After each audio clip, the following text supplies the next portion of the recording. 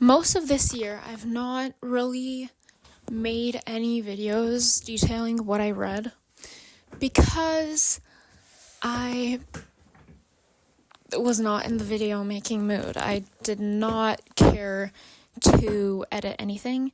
And so now we're here. Mid-year reading wrap-up. I'm gonna show you everything that I've read this year and tell you really quickly in like one sentence what I remember about it, and not give my star rating, but tell you if I recommend it or not, okay?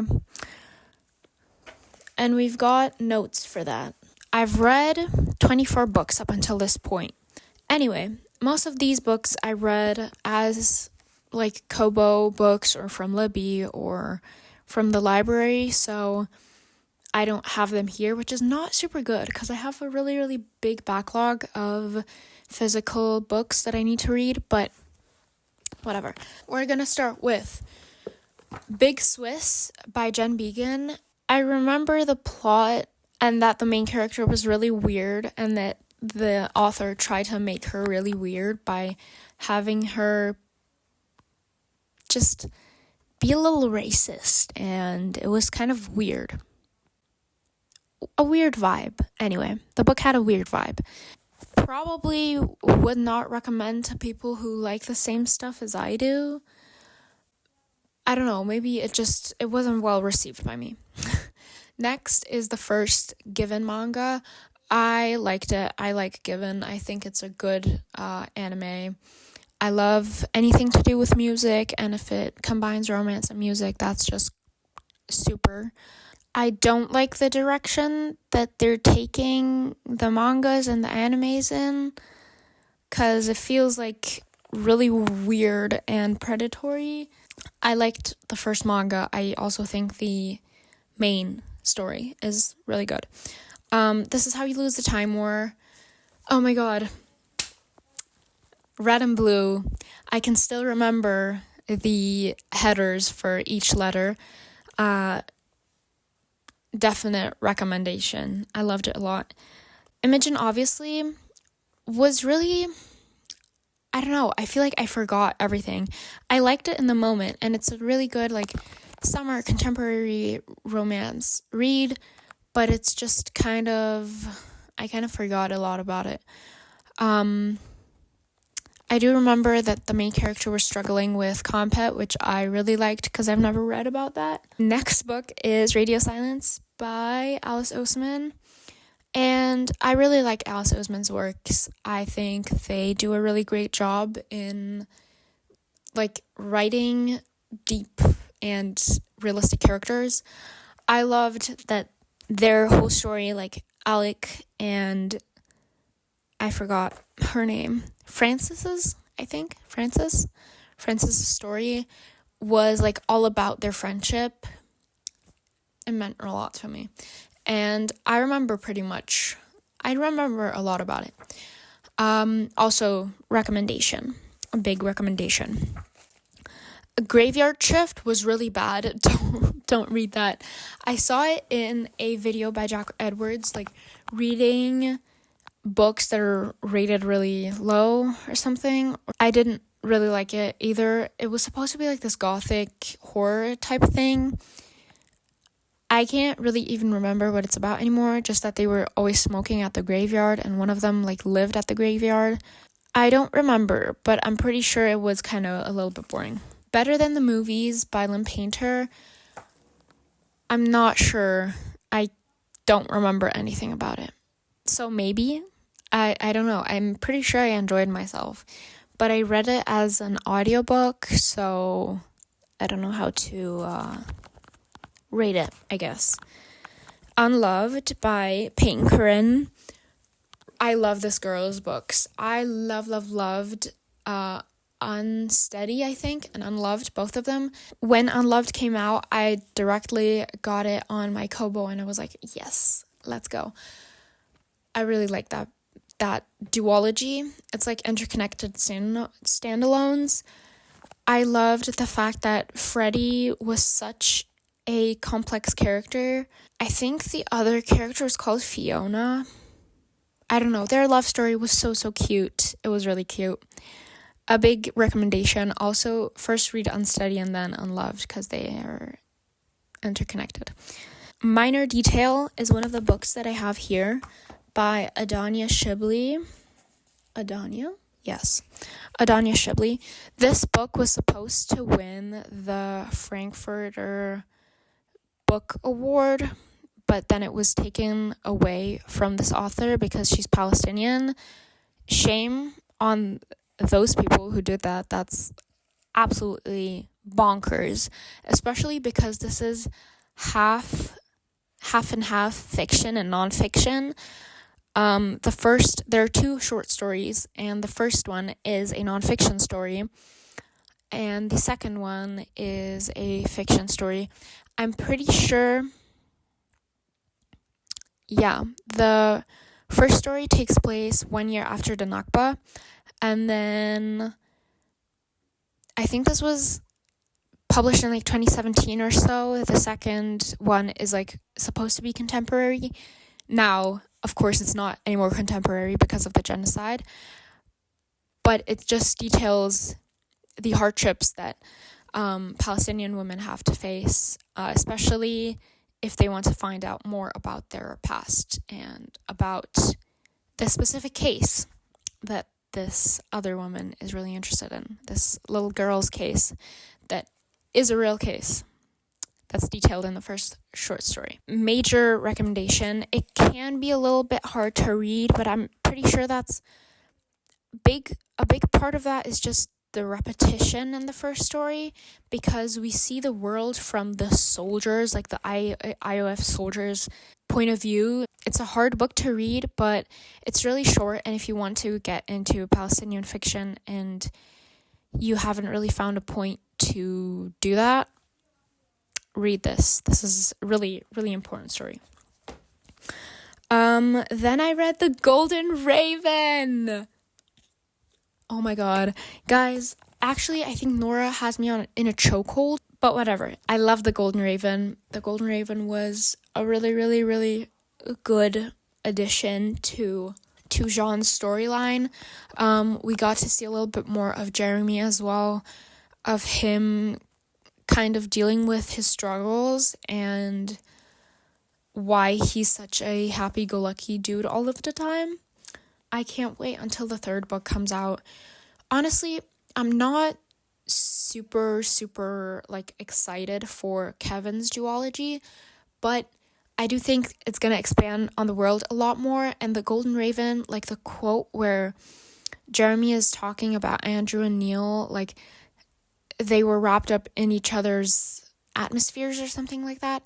That was crazy. That was a crazy quote. And I'm pretty sure I reposted a bunch of stuff with it. Okay, next book is The Gilded Ones by Namina Forna. I liked this book. I thought the mythology behind it and the whole fantasy world that they had was really nice. I think it was really interesting to see a world where the goddesses were women, and they ended up generations later being shunned for their powers. I do think, I can't really remember a lot of it. I do remember a lot of training sequences, and that the main character had this pet that she found in a pond in one of the temples, and I remember quite a bit, but I did really like it. So if you're looking for something really not high fantasy, but a little bit more costly of your brain power fantasy, you should pick it up. It was really good. A Sharp Endless Need. I remember the scene in the basketball court and the main character just being frustrated out of her mind and always playing basketball when she was frustrated. It was really, really similar to Sunburn, so I'm just what happened in what book? But I'm pretty sure she kind of let go of that compat earlier than the main character in Sunburn. But I really liked it. I gave it 5 stars. I just can't really remember a lot of it. The Sunbearer Trials and Celestial Monsters, I love these. These were really, really good YA fantasies. I don't know which one I liked more, but I liked all of the representation in them and the kind of switcheroo in the second book that they had with Mala Suerte. I'm not going to spoil anything, but I really liked it. It felt like a really stereotypical YA fantasy, but I don't think it was. It had a lot of new stuff, like, for example, the exploration of Mexican culture, for one. Yeah, I liked them. I think they were very easy to get through as well. Next are my babies, Legend Born and Blood Marked. I reread them this year to read Oathbound, and then I never really got into Oathbound. Yeah, I love these. Read Legendborn. This is the best series. The best series. I'm currently trying to tab them, so yeah, because I made a lot of indents and stuff when I read them. I don't know how Oathbound ends, but I just wish to see a lot of Sel. I love Selwyn. He's the best character ever. This book leaves you on Bloodmark leaves you on a big cliffhanger of, like, what happens to him. I love Selwyn so much. Next book is a classic that I read for school, Kabale und Liebe by Friedrich Schiller. I'm not sure what this would be called in English, but look at this horrendous tabbing job. This is like really school. You can really see that this was for school because I would never do this to my books. I read this for a exam that we had to do, analyzing it, and I got a C. So kinda ass. But next book I read, which kinda got me back into reading, but like kind of also put me off of reading. So look, I hadn't read anything from like February up until April, and I read this book in April, and I was like, okay, this is gonna be so good, I'm gonna get back into reading.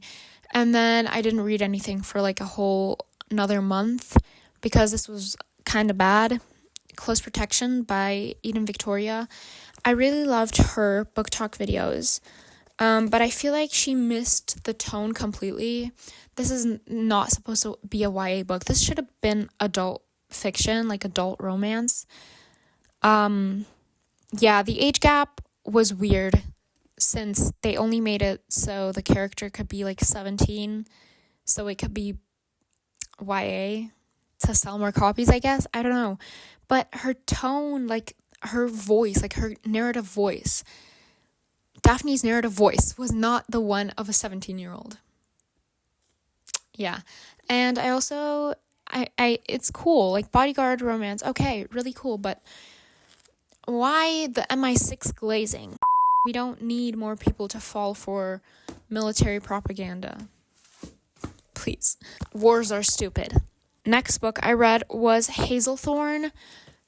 Going Out to You Now, goated book. When it comes out in October, I will buy myself a copy to have it on my bookshelf. It's such a good book. Whoa, it was crazy. I'm not really into horror like that. Especially not botanical horror, but I really loved this book. It was so great. Like, also the autistic like representation within Evander was crazy. Like his meltdowns and the way him and Laurie interacted throughout the whole book, the build-up was so great. I would have never guessed the plot twist that came at the end. C.G. Drews may actually be like the top goal. Like, they're so crazy for writing this book. It's such a good book. It's coming out in October, but get yourself a NetGalley like arc now. Crazy. Whoa.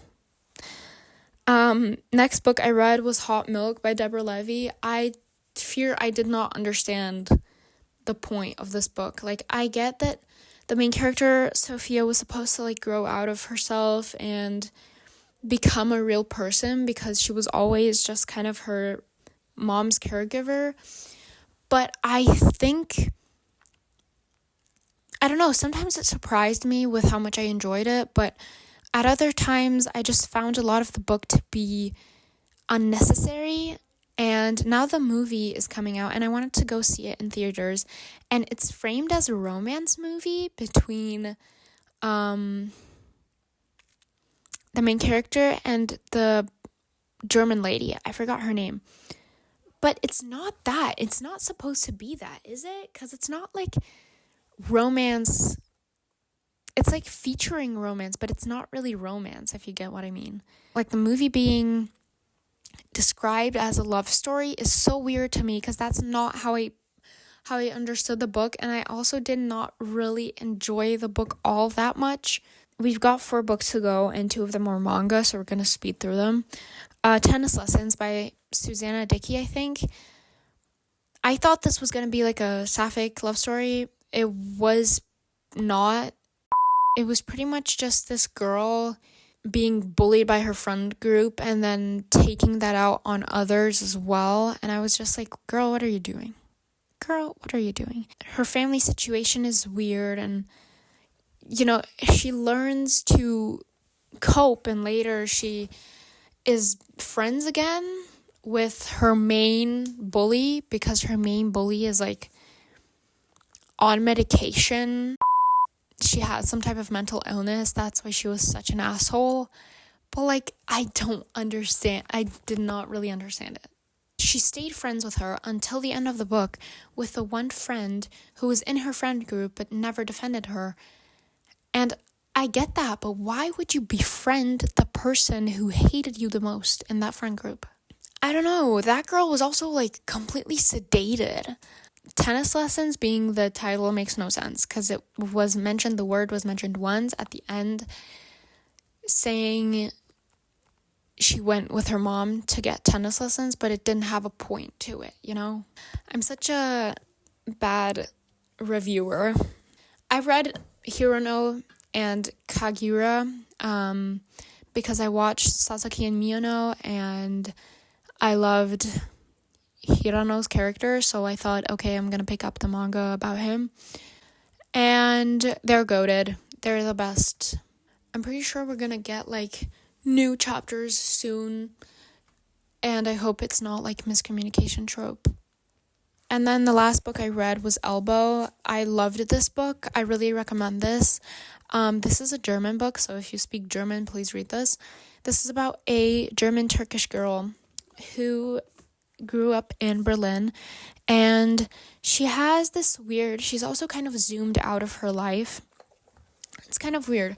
She portrays everyday racism as, like, a bad thing, but also she feeds into stereotypes. I don't know, I think maybe she's trapped in that kind of box that racist people or, like, xenophobes will put her in. But she's trapped in 2 boxes, right? One is angry immigrant woman, and then the other box is calm housekeeper daughter, I guess. It's really interesting to see how she behaves around her friends and around, like, strangers, and then around her family. And she also has this really fucked up sense of what love and emotion is. She's so poorly influenced by her family that she tries to escape out of it, but I don't think she's lucid enough in her mind to be able to escape. I don't know. It feels like most of the time she's dissociating. That's what the book felt like. But it made me think a lot about the privileges that me especially that I had. I feel like it's really important to, like, recognize your privileges, and it made me really think about all of the privileges I had coming to Germany, because my family was so, like, open to new things. Like, I never had a bunch of problems that a bunch of other teenagers have when trying to be themselves. Like, I didn't have the really heavy religious influence on my life that a lot of immigrants have, or their families tend to impose on them. It's hard when your parents are always working against you to do what you want and to live a fulfilled life. And I think that's the main thing that this book showed me, is that it's really important who you're surrounded with, even if that's involuntary or voluntary.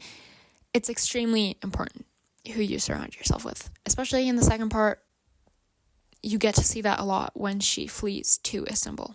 If you want to see more opinions on these books, or at least some of these books, because not all of them are in my mid-year freakout tag, but if you want to see more, then you can check out my mid-year book freakout tag. You can just go on my channel and find it. Okay. Goodbye. See you guys next video. Don't ask why I've had this shirt on for a bunch of videos now. It's because I filmed all of them in kind of one sitting. So, yeah. That's that. Okay. Bye.